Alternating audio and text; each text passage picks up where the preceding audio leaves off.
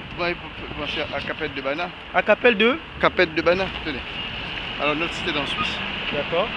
Et vous faites l'ouverture.ch, slash pèlerinage. Vous voyez, je vous en donne deux même. D'accord. Je donne à mon épouse, à ma femme. Bon, vous regardez. Ok. Vous voyez, il n'y a pas de hasard. C'est vraiment. Oui, j'avais laissé. Moi, c'est encore pas permis. Vous voyez, je suis sorti sans papier. Donc, si je ne vous avais pas rencontré. Donc, c'est 5 rue d'Avou, hein 5 boulevards d'Avou. 5 boulevards d'Avou. Et moi, j'allais venu prendre le numéro 2 en fait, dernier l'appartement. L'appartement est alloué là. C'est en fait, c'est un frère Makumimo qui travaille avec moi au niveau de l'organisation spirituelle de Fassimo Kimbangu. Et il travaillait dans l'immobilier. Il fait construire des immobiliers dans l'immobilier. Et finalement, dans son travail, il est allé rencontrer une femme dans une agence à Saint-Maur. Saint-Maur-des-Fossés. Saint-Maur-des-Fossés. Et finalement, c'est là-bas qu'on m'a contacté pour me donner l'appartement. Il me manquait, il me demandait un colocataire. Ma colocatrice pour l'instant. Au 5 rue d'Avou, deuxième étage. C'est combien de pièces? Apparemment, c'est un studio, mais je ne sais pas si ça peut être disposé un peu plus tard. Mais bon, on verra. Donc voilà un peu. Parce qu'avec mon épouse, pour l'instant, on est dans un F1, donc moi, je vous dis là, je suis mal logé là depuis 13 ou 4. Ma fille a 13 ans, beaucoup plus que ça, vous voyez. Et je vous ai dit, j'avais dit, je ne dois pas faire de demande de logement tant que ce maire-là, un noir, ne l'a pas en place. Donc vous avez dit rue d'Avou, ça devait être rue boulevard de Sainte-Ouverture. Parce que les gens ne connaissent pas l'histoire. Je vous dis, le général Davout, 1804, a succédé et en métropole, hein, pas tout son ouverture, il était le général de division, le général noir. Et toute l'histoire là. Si les gens étaient plus intelligents, ce boulevard aurait pu s'appeler boulevard. Et tout son ouverture est plus haut d'Avou. Mais ils ne connaissent pas, même les Français ne connaissent pas leur histoire. Et moi, je suis un passionné d'histoire, avec des recherches de Versailles et de l'histoire. Mais tant qu'on n'aura pas compris ça, tu veux qu'on fasse une. D'accord. Attendez, je vais demander à quelqu'un si vous peut prendre en photo. C'est là qui est parti au ministre. D'accord, mais on. Si les scrutins, en novembre, nous viennent voir comment. Donc, vous m'avez dit qu'en Haïti, les aïeux qui ont immigré aux États-Unis, beaucoup sont à Washington. Washington, New York. Votre grand-père, c'est Non, la soeur de ma grand-mère, et j'ai des frères, des frères et soeurs qui vivent encore là-bas, aux États-Unis. Moi, j'ai passé toutes mes vacances, j'ai fait pendant 30-35 ans. J'ai visité, j'aurais pu faire carrière aux États-Unis. Je ne sais pas, chaque fois, moi, ça ne m'a jamais dit rien. J'étais animé par l'esprit francophone et francophile. Je suis ici quand même de la première république francophone. Tout ça, c'est après. Hein, maintenant, je peux te dire pourquoi. Oui, tu as parlé tout à l'heure du mot mission. J'ai dit, j'ai fait de ces pèlerinages, tout ça, au fort de Joux. Le fort d'Anjou. Au fort de Joux, dans les sommets du Jura. Le Jura, la ville la plus haute de France. Dans le Jura, la frontière suisse. La Franche-Comté. Oui, Franche-Comté. Je suis arrivé en France, en Franche-Comté, moi, quand j'étais là. Ah, ben voilà, il n'y a pas de hasard. Il n'y a pas de hasard. À Haute-Saône, il n'y a pas de hasard. C'est dans les sommets du Jura. Tout à fait. Et voir un nègre partir de Saint-Domingue pour venir finir ses jours à la frontière suisse, à Franche-Comté. Si vrai que François Mitterrand, en 87, il a visité le fort de Joux. Il a dit tout ça à l'issue de la visite. Hein. Il s'est même recueilli devant la cheminée qui a vu l'agonie de tout ça en voiture. Parce qu'il était en prison, on l'a mis là-bas, il a déchiré. C'est compliqué, c'était écrit. Napoléon lui-même, c'est en sens inverse. Hein. Il a quitté Versailles, château, pour aller finir ses jours dans le Giraud de Sainte-Hélène, où il avait tout le temps chaud et Toussaint avait tout le temps froid. Vous voyez, le contrat, sauf Toussaint a passé 9 mois, hein, et lui, il est resté presque 7 ou 8 ans à Sainte-Hélène.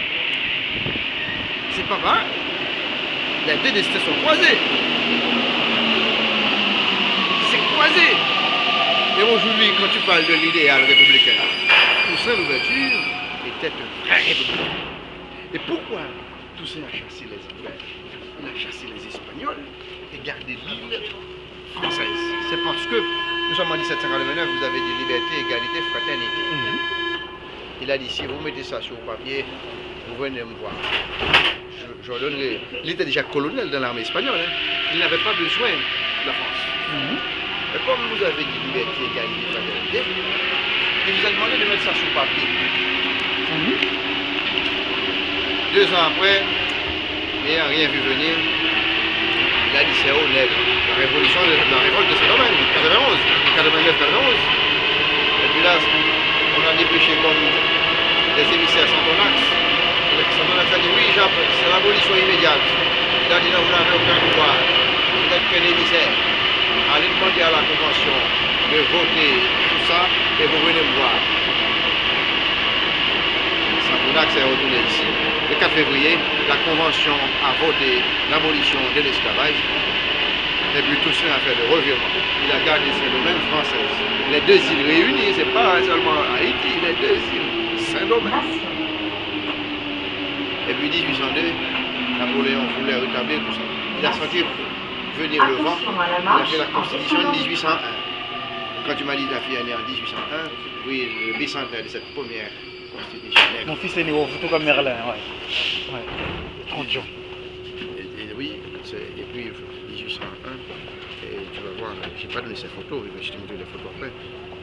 Cette constitution de 1801, c'est la première constitution de Sauveture. Première constitution nègre. Je t'invite à revisiter. Le terme nègre, il faut qu'on nous le rebaptisons parce que dans nègre, il y a négrité, objet de valeur, c'est plutôt africain. Oui, oui, mais free américaine, on est libre et capable. Oui, on est capable. Alors moi je suis un afro-caribéen. Voilà, à l'Afrique. J'ai même plus loin que moi. J'ai dit à mes enfants qui sont nés ici, vous êtes des afro-européens, n'ayez pas peur d'utiliser ça. Papa, j'ai dit oui, mais s'ils disent afro-américain, pourquoi vous ne dites pas afro-européen? L'Europe doit se donner bonne conscience tôt ou tard. Mais ne rentrons pas dans les débats franco-français. C'est là, il faut ouvrir l'angle. Et quand vous ouvrez l'angle, il n'y a plus personne. Je vais vous donner un exemple simple. Et puis là, j'ai pris le soin. C'est ce qui m'a amené, c'est le sens de ma vie, ce que j'ai tellement appris. Et je n'ai plus le droit de parler, mais mes enfants qui sont nés ici, je leur dis non, n'ayez aucune crainte. L'avenir vous appartient à une seule et unique condition que vous avez l'impact nécessaire. Et vous avez dit tout à l'heure par rapport au voyage de George Bush en Afrique. Oui, il a commencé par le Benin. Du 15 au 16, il est au Bénin aujourd'hui. Après, il ira au Libéria. Tanzanie. Tanzanie, je crois que c'est sa dernière étape même. Et puis Ghana. Ouganda aussi. Et puis j'oublie, il visitera, mais il dit adieu à l'Afrique. Il fait ça du 15 au 21. Mais moi, parce que je travaille avec Alada. Parce que je suis en train de faire le trépied entre Alada, Henry et Ponta, chapeau du fou. Très vite tout ça. On nous a dit qu'il partait d'Alada. Mais quand j'ai vu, c'est beaucoup plus qu'Alada, c'est Adjatado. Vous remontez le Togo en sens inverse pour arriver à Alada. Ces gens ont remonté toute la vallée du Nil. Il n'est pas arrivé comme ça. Ce sont des gens qui ont remonté la vallée du Nil pour aller partout. Ils construisaient des royaumes. Ce qui explique tout ça, même n'étant pas lui-même architecte d'un royaume sur le plan physique. Il a fini ses vies dans un château au fond du Nil. C'est une histoire. Ces gens partaient vraiment. Le royaume Congo. Vous avez compris? Le royaume Congo. Non, mais franchement, le prénom c'est Papa Désiré. Non, mon prénom c'est Henri avec un Y. Henri. Alors, c'est un peu paradoxal, hein. Et normalement, le Henri français c'est avec un I. Très jeune, mon papa m'avait dit non, ça vous vient de Haïti n'a eu qu'un roi. Le roi Henri Christ. C'est un lieutenant de son voiture. Hein. C'est lui qui a dit je remettrai la ville du Cap que lorsqu'elle soit réduite ensemble. Et que même sur les 100, je dois pouvoir combattre. Mon épouse, ma femme, Wabazolele, elle est de Port-au-Prince. Elle est à l'âge de 10, elle est arrivée à l'âge de 10 ans. Donc sa mère, elle est là-bas, sa soeur, son frère aussi, ses sœurs. Et nous avons établi le pont, parce que j'ai toujours dit, le premier né, je l'ai appelé, parce que dans Haïti, papa c'est moi qui mangue mon père spirituel, Dieu le Saint-Esprit, m'a dit, il est le révélateur sur ces choses. Et dans Haïti, pour un pays à avoir demandé la dépendance physique, non, appris, il a combattu au sacrifice du sang, voilà. Et qu'on nous a fait payer maintenant par le sacrifice pécunier, puisque Jean-Pierre Boyer, vous savez, la France, pour dédommager les colons, ne nous a pas reconnus. Pendant 25 ans, notre indépendance n'a pas été reconnue. 1804 et 1845, 1825. Donc on nous a obligés à payer 90 millions de francs. Or, la décadence de notre pays commence de là. Ce sont les petits paysans pendant tout le 18e siècle. On nous a prêté cette somme pour nous permettre de commercialiser. C'était le prix à payer. Soi-disant, on avait incendié la plantation des colons. Il fallait les dédommager. Ce qu'on a pris ce qui a été payé par le sang, on nous a obligé à le payer encore. Et quand on a des imposteurs par-ci par-là, et réclamant à tort et à travers réparation. Quelle réparation?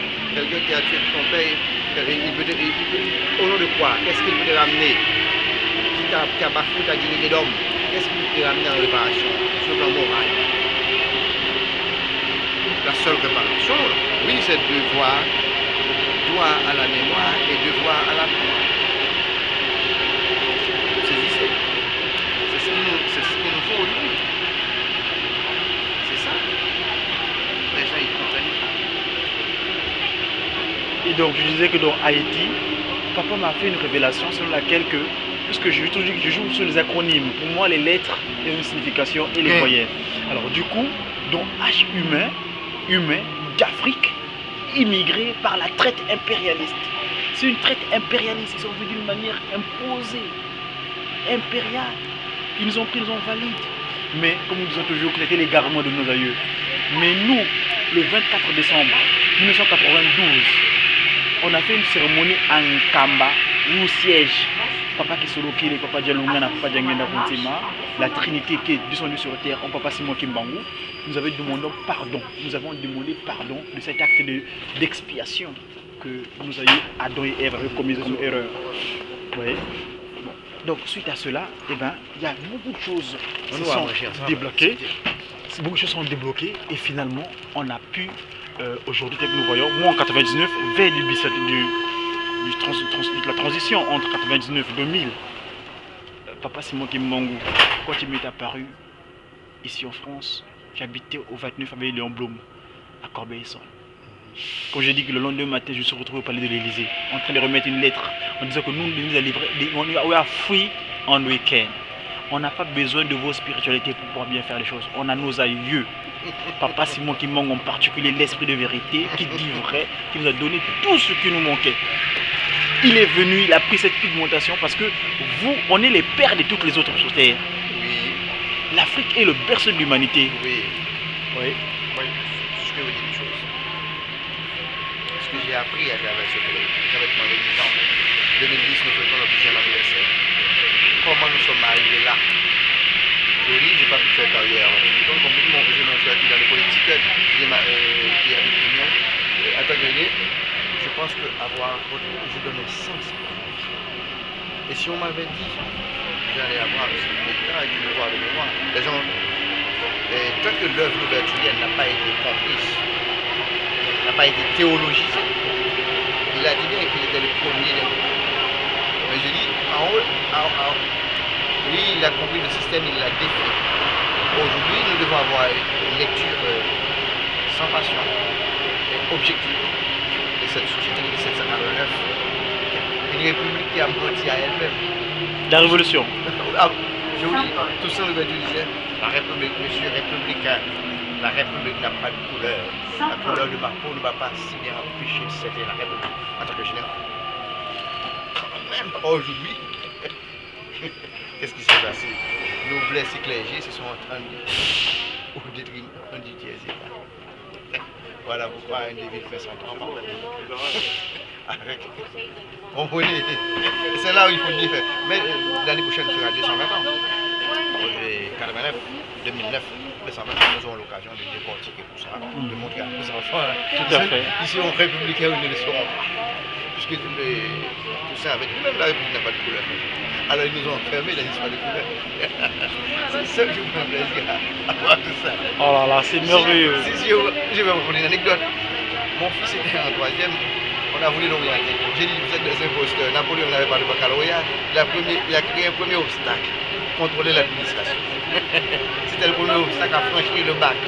Moi, tout ça, l'esclave a appris à lire à 50 ans. 33 ans, il était encore esclave. Il a appris à lire et à écrire son nom à 50 ans. À 50 ans? Oui, et on l'a fait rentrer comme général, comme médecin des armées parce qu'il maîtrisait le secret des plantes. Je dis bien, médecin des armées.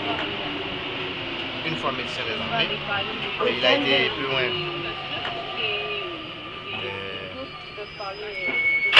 Lors du bicentenaire de Toussaint Louverture, 2003, nous avons assisté à la canicule. Tout à fait. 15 minutes. Quand Papa Belladiou était ici en 2003, ouais. L'inventeur de l'écriture africaine. On a ce que papa, c'est parce que Papa Simon Kimbangu a inspiré une écriture qu'on appelle l'écriture africaine. D'ailleurs, dimanche, demain donc, on a une cérémonie de remise de diplôme des récipiendaires, ceux qui ont suivi l'écriture. Donc sur ma carte d'invitation, j'ai mis que j'enseigne une graphie, la graphie africaine, c'est-à-dire cette graphie qui permet que l'humanité soit complète. Le créateur du sud de la terre a disposé un quart du savoir du bien-être humain. Mais le 3/4 restant, il avait dit il va le disposer dans la graphie qu'il vient de révéler. Et bien cette graphie-là, c'est l'écriture africaine. Tu connais Capet de Bana? J'ai envie de dire de cela. J'aimerais bien faire une idée atypique, avec un ego trop poussé. C'est ce que je me reproche, mais sinon c'est un savoir encyclopédique. Il y a 80 ans, et même mon ami, c'est Godwin Tété, à Dialogo.